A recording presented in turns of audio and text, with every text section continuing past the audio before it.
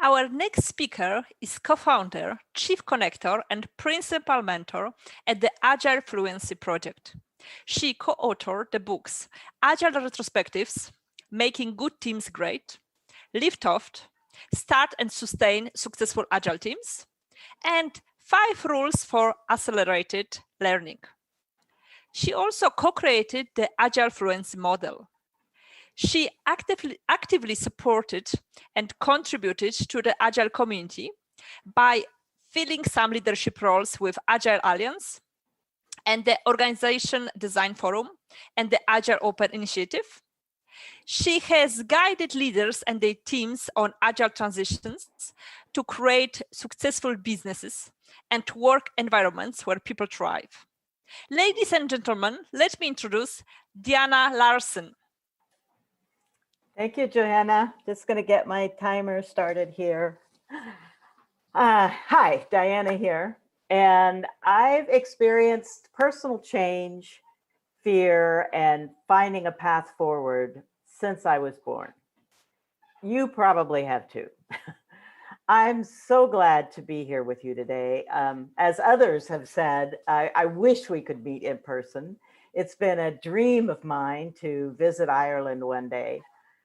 In this talk, we're going to explore this change, fear, limits, and moving forward space together. So please have handy some physical or virtual journal or something for you to take notes. And you can also use the discussion forum space to add your thoughts if you like.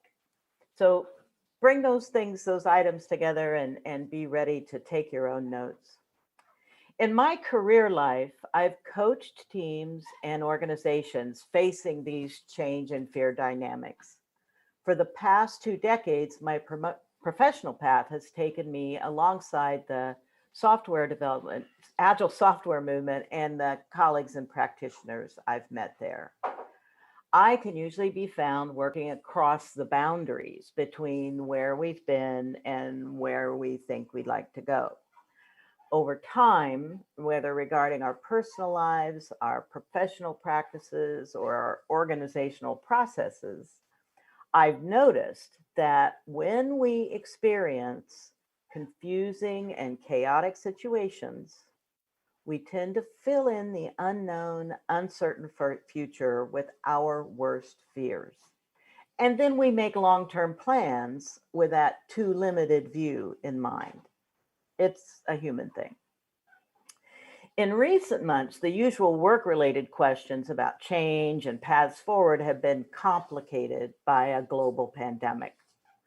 So while physical distancing and working from home, I've been preoccupied with how these turbulent times affect my colleagues, my clients, my community, as well as experiencing my own response to the pandemic.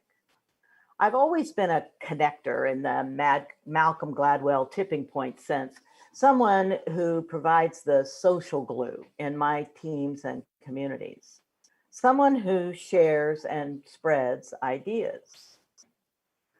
When the recommendations for staying safe and well came along, I was stunned at first, busy figuring out how to pull together the things I needed from the office to create a workspace at home, changing in-person events on my calendar to remote calls, watering the office plants, canceling travel plans. After I got through the busyness and had time to think, the realization hit me. Oh no, my work is about connection. It's based on interacting and relating with people at client sites, conferences, user groups, workshops.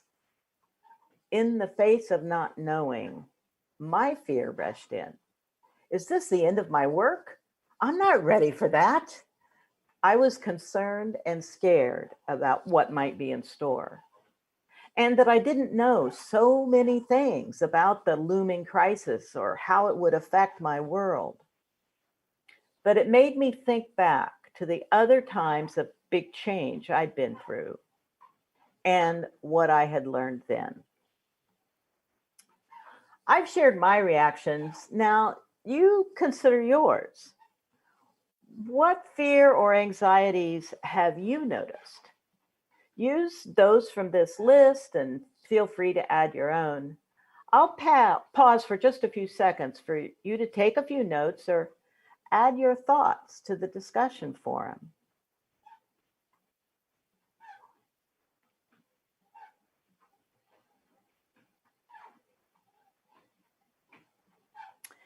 Next, let's take a look at what we know and what we've learned about change and fear.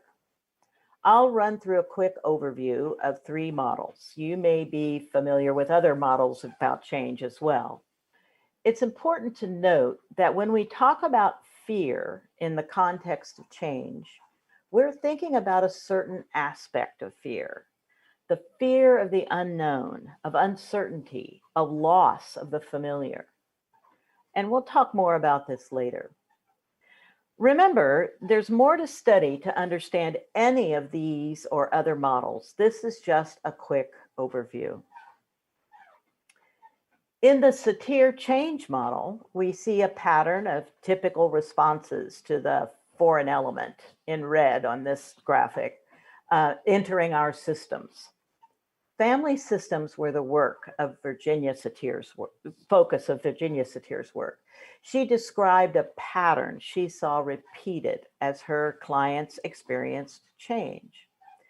A status quo, their current routine life, a foreign element, the awareness of the cause of a change, a chaotic response, including fearfulness and resistance, and then a transforming idea about our way through the fear, integrating and practicing living with that transforming idea and those new behaviors by which we create a new status quo, a new normal, a new routine. It looks smooth-ish. William Bridges offered his Bridges transition model, a variation on how we think about what we experience in change. He said that even if the change event itself, the moment we become aware that the change actually has arrived and announcements, reality checks, whatever, that's the beginning of a transition. It's the equivalent of Satire's foreign element. That happens as a trigger. After the change event occurs, we enter a transitional time of various endings, and after each ending, we enter a neutral zone, where Bridges suggested we wander around seeking whatever might come next, before finding our way into the new beginnings and then moving forward. Bridges said, transition is the inner psychological process that people and groups go through as they internalize and come to terms with the new situation that the change brings about. The neutral zone holds space for possibilities, creativity, and innovative ideas to arise and gain strength. I think we're in a neutral zone now, and those will all be applied in our new world.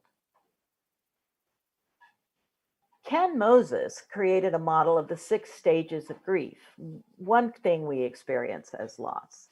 In my view, his model describes in more detail Bridges' ending and neutral zone phases and Satire's chaotic disequilibrium.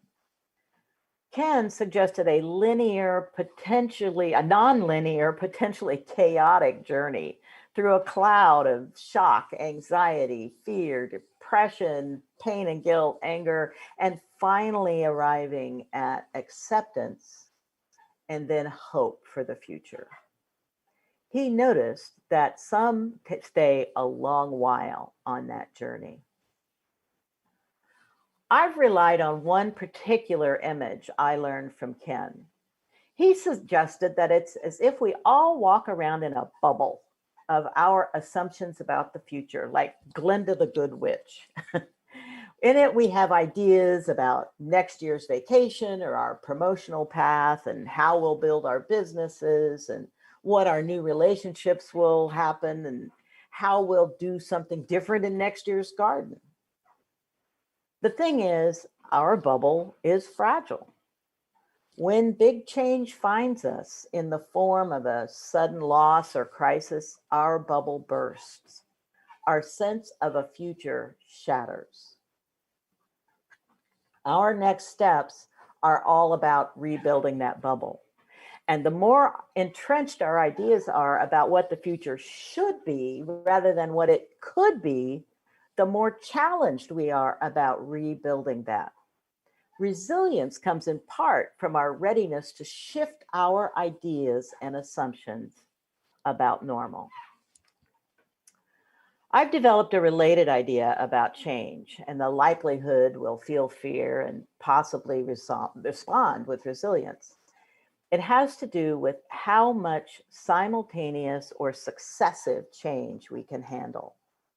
I visualize myself and others as having invisible internal change buckets. I imagine mine sits just right behind my breastbone and my solar plexus. As long as the amount or degree of change we experience is less than what our bucket will hold, we're fine. However, if the changes we encounter are greater than our buckets can hold, we fall into chaos and disequilibrium with its anxiety, fear, depression, and inability to cope with anything more. In my imagination, some of us carry around quite large change buckets and can accommodate quite a lot of change before being knocked off balance by it. Others have buckets that are smaller and can be disturbed by less change. If we had time, I could tell stories of when my own quite large bucket has overflowed and how I reacted. The short version is I overreacted and declared that I could not accept a ludicrously small request to postpone a meeting. Very unlike me.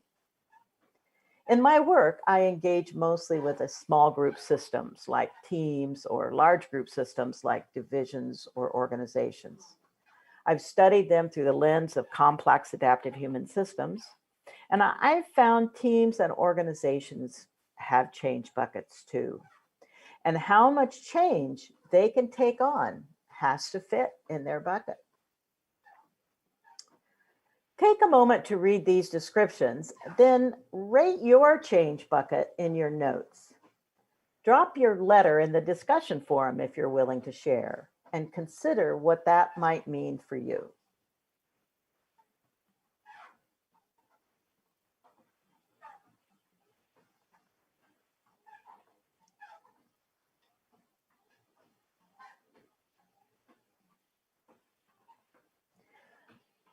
Moving along, from Glenda O. Yang and the Human Systems Dynamics Institute, I learned to recognize 3 kinds of systemic change: static, dynamic, and dynamical.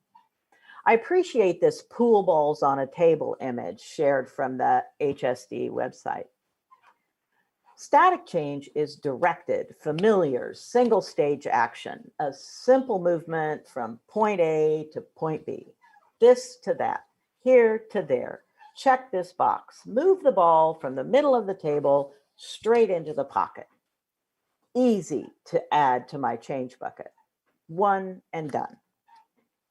Dynamic change has multiple steps that can be foreseen on a larger scale. A bake shop, a medical diagnosis and then treatment plan, leadership development programs that turn high potentials into senior managers. These take up more room in our buckets. On the other hand, dynamical change is unpredictable. All the balls go in various trajectories in a break. Then comes a pause to think about, what shot will I choose next? A mourner's unique journey through Moses' 6 stages of grief, the course of a friendship with decision points it may bring, understanding how to reopen the economy in a pandemic, step by step, reassessing with emerging data. Dynamical change requires more room in our bucket and more attention and effort in the organization to accomplish. The fear, anxiety, confusion, even grief we feel with confronted with radical shifts in how we understand our surrounding is related to another pertinent idea that's emerged in the martial arts and organizational realms. VUCA, volatility, uncertainty, complexity, ambiguity. You may be familiar. It's an acronym developed in the US Army War College. It was originally meant to describe the fast-moving and changeable conditions that squads of soldiers encounter in the field. Conditions that couldn't be predicted or even imagined by the leaders and planners back at field headquarters. In a January 2014 Harvard Business Review article, Nathan Bennett and James Lemoyne linked those same dynamics to the swiftly changing economic business marketplace. The ideas from VUCA described a familiar situation, and a consulting industry has sprung up to explain what it is, how to lead it, how organizations confront it, and so on and so on. When we unpack it, it means basically scary times. Volatile, ready to explode, unpredictably changeable, uncertain, difficult to predict, insecure, precarious, confusing, complex, the least scary of all, involved, intricate, difficult to understand, tangled, and ambiguous, unclear, many possible meanings, enigmatic, puzzling. Not much there to embrace willingly. Is it surprising then that when we face change that we can't immediately make sense of, many of us turn to our worst fears about the situation so we can feel prepared? I see VUCA reflected in the ongoing daily protests in my hometown of Portland, Oregon. The marches are volatile situations, that everything is ambiguous, support is uncertain, and the focus is on a highly complex aspect of US culture. We often let our fears limit our imagination in a vicious escalating cycle, as in my story from the early days of the pandemic. Oh no, will my livelihood evaporate? Will I have no purpose in life? Will I have to rethink all my routines and assumptions? Will we have to stay in this socially, physically disconnected state forever? Will I never again hug my grandchildren? Whew, that was my reaction. Then that's when the light bulb moment happened for me, my own transforming idea, my step into the neutral zone, my acceptance, acknowledgement, and new hope. I know this. I've seen these patterns before. I know at least some things have worked and that I can try again. I decided I could do these things for myself, and I could offer these connections to my clients and colleagues as well. Feel the fear. Name the fear. Identify it. What kind of fear is this? Unknown? Physical, emotional threat? Assess it. Remember previous experiences, plans, etc. Then, cautiously, watchfully, testing, walk through the fear. Okay, there's a virus. My health is at risk. My livelihood is at risk. Stay curious. Ask questions. What precautions are needed? What's most likely to happen? How bad would that be? Can I mitigate it? Can I find a new opportunity in it? What can I try? What do I need to learn in this new way of life? Reframe it. I made a small poster. I'm not being trapped in my home. I'm not a prisoner, socially distanced and disconnected. I am a warrior, exiled for the greater good of the realm. I found that on Twitter. Humor helps too. Notice the new possibilities. I can make masks into accessories to match what I wear. There are people who know how to run amazing online meetings, webinars, workshops, conferences. I can learn from them. New tools bring new ways of working. I can explore those. Oh, an invitation to speak at a new kind of conference? I'm in. Reflect on the ways you've coped well with change in the past. What worked? What can you pass along? Jot down a few key words in your notes to help you remember, or share an idea in the discussion forum.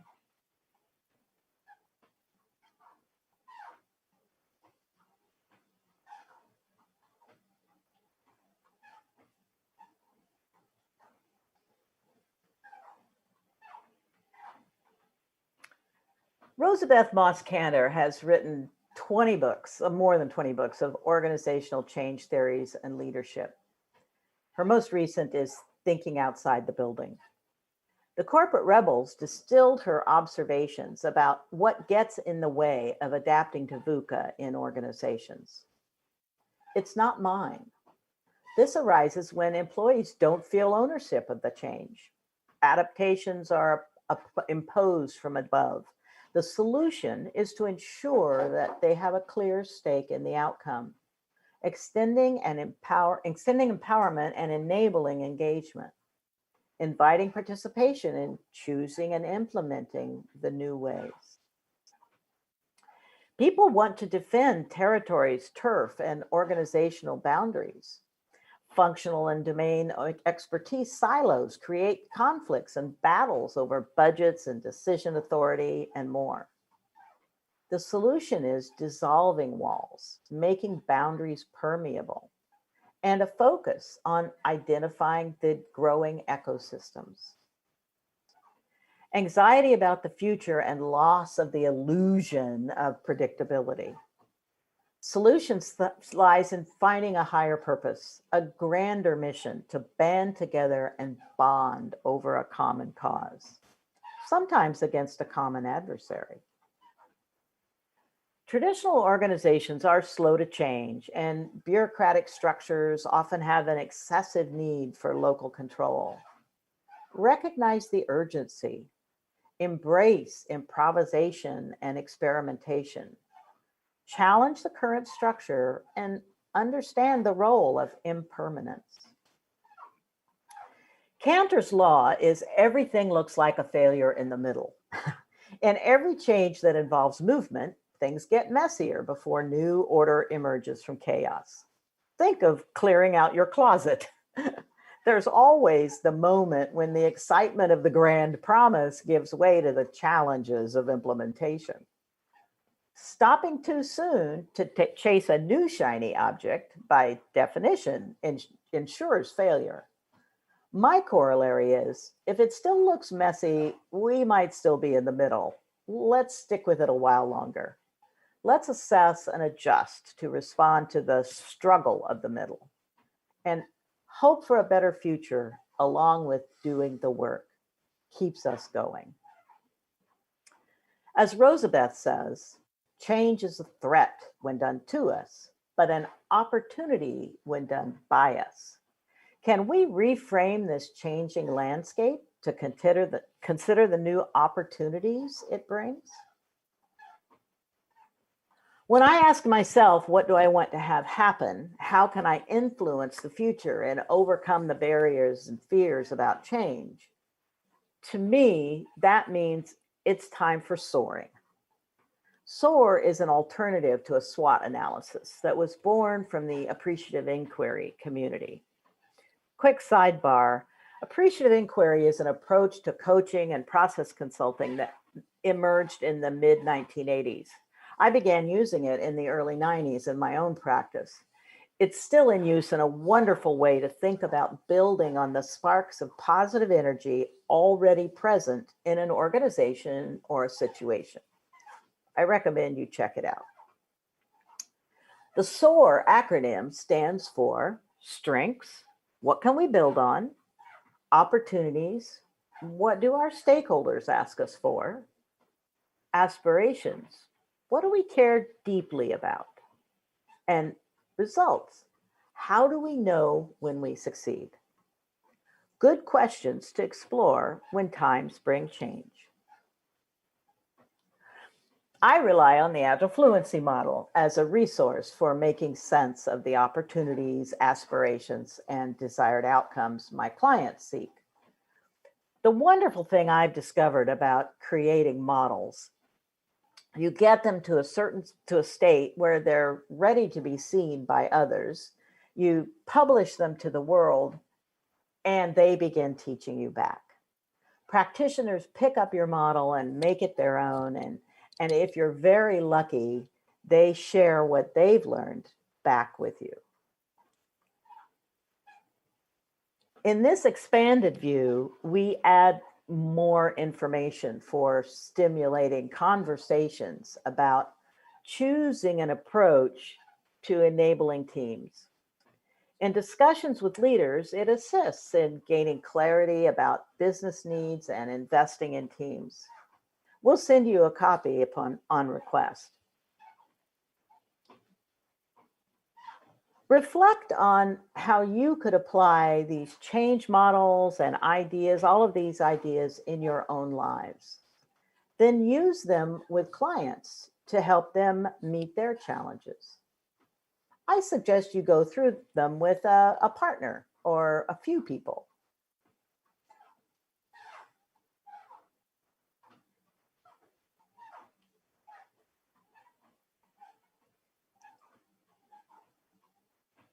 So I've found a few steps on the path forward to living in a world that has a new virulent crisis in it.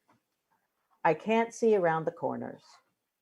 Perhaps you can see further than I. If you've ever been to Rome and the Forum, you may have seen this one.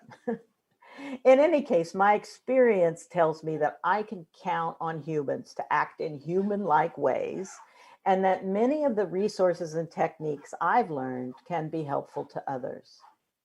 That's satisfying enough for me for now.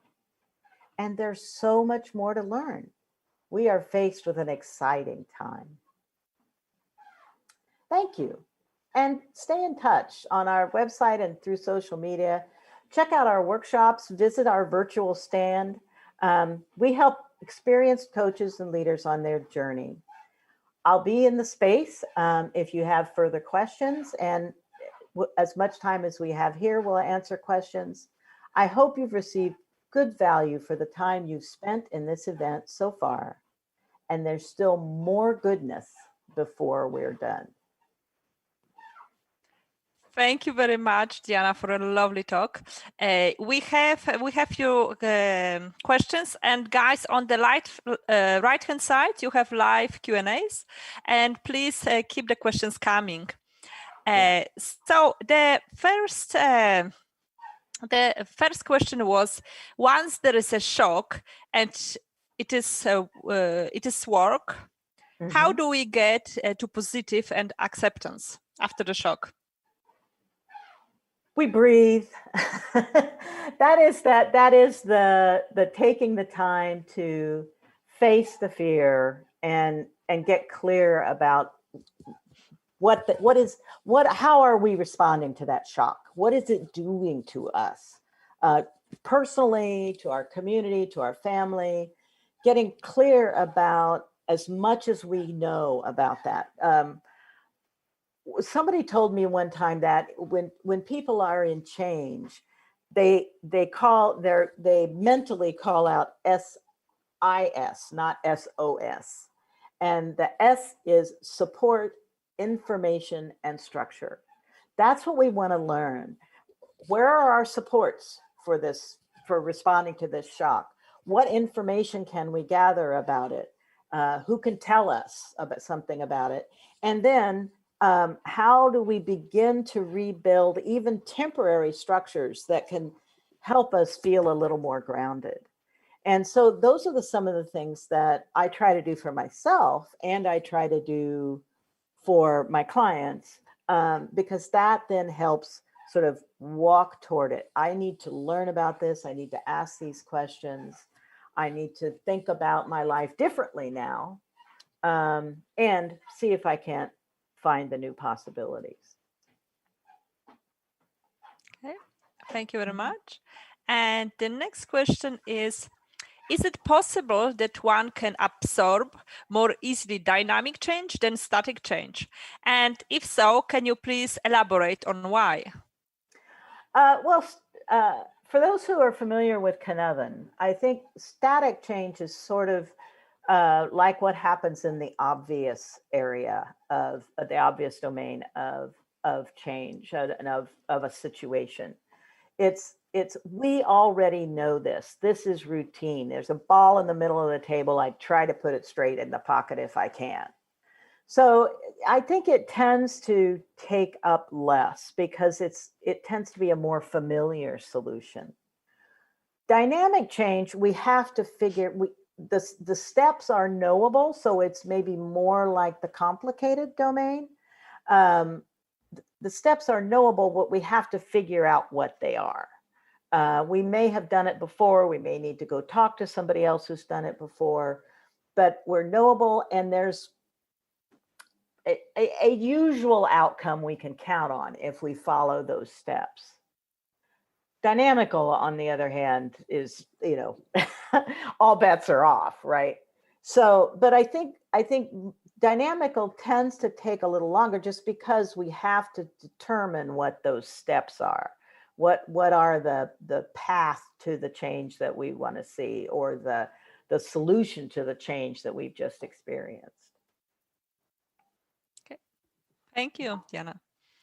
And another question we have, so would working with agile and dynamic environments of constant change in the workplace help us to prepare to deal with change outside of the office, in our private life, for example?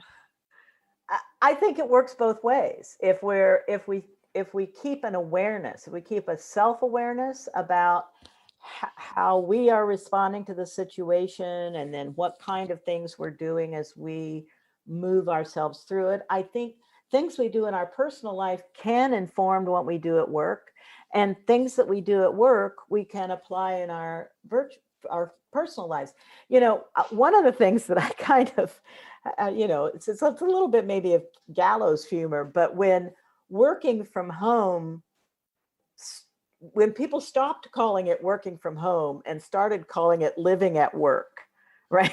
I mean, our lives are so blended now that we can use techniques and strategies from both life areas in the other, and begin to see how they're not that different. You know, we're engaging with other humans in both places. We are working our way through certain technologies, whether it's cooking or building software. You know, it's still, you know, a technology. It's we're applying many of the same techniques in both places, and so we can look, and when we're at work, we can think about analogies in our private lives that may help us think differently about the situation. And the same thing when we're more in our personal life area, think about things we've done at work to think of new solutions there. So we can use this situation to help us, you know, innovate our way through this. Think outside our building, as Rosabeth Moss-Kanner says. Thank you. And the next question is, can we as individuals increase the capacity of our change buckets? And should we try to do that then? I think we can to a certain extent. I think our change buckets grow with us through our lives. And I also think that it depends on what our life experience has been like. I mean, I've not done research around this, so I don't want to speak definitively, but I suspect that folks who have had more trauma or certain kinds of trauma that they haven't had the chance to heal from may have smaller change buckets because they're still carrying in their buckets. You know, they can't accommodate that much more because they're still carrying forward some of those previous life experiences. So, you know, I think that affects, but whether that means you've got a small change bucket or a medium-sized one, I don't know, you know. But I think there are there are reasons why our change buckets are the size they are, and I think that, it's the self-awareness. It's the self-awareness and self-management that we're looking toward to really help us get through. So I can't really say more about it than that. Okay, thank you very much. And our next question links a bit to your reply now. So the next question is how we can help the team whose bucket is already full from the experiences prior to the situation we are encountering now. So Right. And then they still have to, face the change coming from the current situation. That's right. That's right. And that's one of the reasons I mentioned about the Satire change model, is that even though there's jagged lines in there, it looks pretty smooth. But the thing is, when we're in a situation where we're getting change on top of change on top of change, for an element, for an element, for an element, for an element, we don't have time. We are less likely. It actually inhibits our ability to get to those transforming ideas and the new ways of doing things. And so I think when we are in leadership roles as coaches and consultants, part of our job is to buffer that, is to try to build in more slack in our team systems, so that they have more time to recover, to think about support, information, and structure. What is it that these teams are going to need to help them get through this barrage of changes more effectively? What do we need to do to enable their environment so that they can work better together?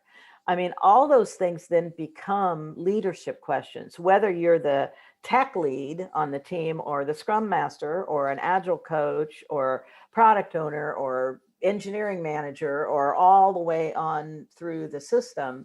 If you're in a leadership role, those are some of the things we need to think about in terms of helping our teams, because many teams are exactly going through that situation where new stories are being thrown at them. And I mean, it's one of the reasons why in Scrum there's this idea of it being such a big deal to add in new things during the sprint.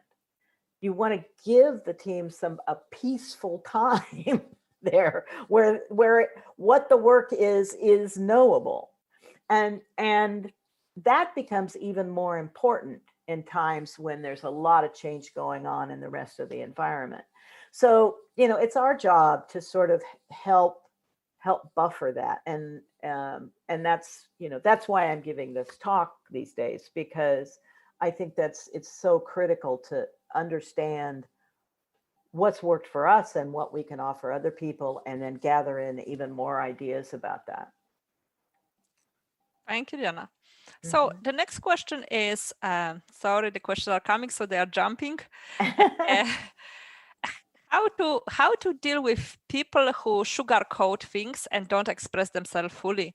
That's a question, but I would add to it that sometimes people are taught to put the brave face and just not genuinely express what's inside. So how to help people, and how to deal with in situations like that? Yeah, it is a challenge, because, like, for instance, in a team, people may be moving through the changes the team is facing at very different paces. And particularly if somebody's also got some big change going on in their personal life, we hear about people who now all of a sudden are working from home, but they're also going through a divorce, right? Or they're also having a new baby, or, could be any, good things or bad things. It doesn't really matter. Change is change, and it impacts us, particularly change that we haven't chosen, right? We didn't initiate the change. Somebody else, some other factor has landed us in this change situation. So ask me the question again. I lost my thread. how to deal with people who sugarcoat and don't genuinely express what's happening for them. Right. I think it's important to be realistic. But I also think it's important to include sort of acknowledgement, appreciation, find those new opportunities, those new hopes. I wouldn't call that sugarcoating. Sugarcoating to me is, oh, let's just all put on a happy face, right? And in the early days when I was doing appreciative inquiry, people misconstrued that idea a lot by saying, "Oh, we're just gonna accentuate the positive, and we're not gonna look at anything else." That's not true at all. Appreciative inquiry means let's look at the things we value in our current situation. Let's look at the places where things that are challenges over here are actually functioning well here, and look for ways to fan the flames of that good, that positive energy. So it's really about, looking for the places where we can increase the value of what's going on. It's not so that, for me, that is a realistic attitude, and not just let's, no bad stories. We can only tell fun, we can only talk about nice things. That doesn't work, because it just makes people more afraid. Anytime there's something that is identified as we can't talk about that, it becomes, what's known as the elephant in the room. Everyone knows its presence grows. It's no longer a little dust bunny under the rug. It's an elephant under the rug, and we're all walking around it, and it's not like nobody knows it's there, and it causes more difficulty. So I think we have to sort of stay in a realistic stance, but not tip into woe is me either. I mean, there's we don't want to be in overwhelm, but we also don't want to be in paralyzed by panic. So, it has to be, we're not alive if there's not something piquing us a little bit, right? And so, yeah, that's enough on that one. Thank you, Diana. So the next is not a question, is just a statement from Janet Gregory. She loves that the answer you gave us about the past experiences affecting the change bucket. So Janet says thanks. Thank you, Janet. And another question is how to deal. The exact question is, how well does the team coaching work if we cannot meet? But I would say this is our reality. So maybe not talking about how well does it work. Maybe you could talk about how to make it work. What can we do to make it more efficient? Because that's our reality now. Right. Well, and that's, I think we're all in an ongoing journey of learning new ideas, new techniques, new ways of approaching things. And so I would say the important thing is that we keep learning. I mentioned to somebody earlier, the other day, I heard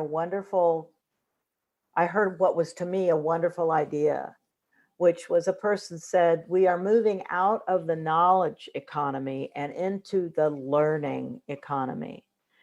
And so, being on a learning journey for myself, and then taking the folks I'm working with on their learning journey is very precious to me.